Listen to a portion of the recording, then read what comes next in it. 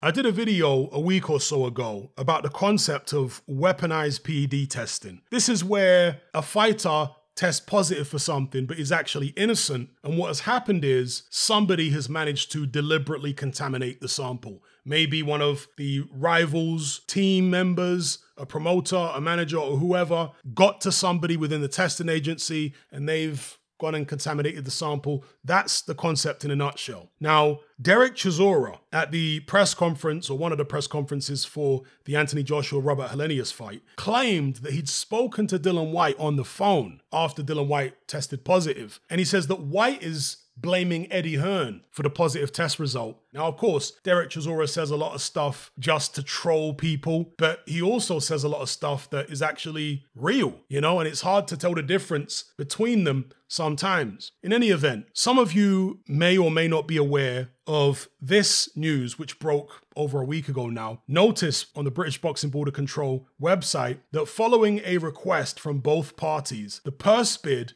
for the Fabio Wardley-David Adeleye British heavyweight title fight is to be postponed by 1 month. Now, the reason this is interesting is because Fabio Wardley is the British heavyweight champion, and he normally fights on Matchroom shows, and those are obviously on DAZN. He is getting the lion's share of the purse. So the thing to do in most instances when you're the A side is to go to a purse bid with your mandatory challenger, because your side is more likely to win the bid because you're in a better position getting the bigger split. It means your promoter can afford to bid more because he's getting a bigger percentage, right? But in this instance, they've suspended the bid by a month and they're trying to do a deal. Well, if you're trying to do a deal, then surely that means that you're trying to do a deal to get the fight on BT Sport, or TNT Sport as it is now, on a Frank Warren show. Why on earth would you do that? The only explanation I can come up with is that Dillian Whyte is indeed upset with Eddie Hearn for some reason, and he doesn't want the Fabio Wardley-David Adeleye fight to be on a Matchroom show. But why would that be? Eddie Hearn actually admitted in a recent interview that the relationship between him and Dillian Whyte right now, following Dillian Whyte's failed test, isn't the best. Why wouldn't it be the best? Again, maybe it's this claim that Derek Chisora is making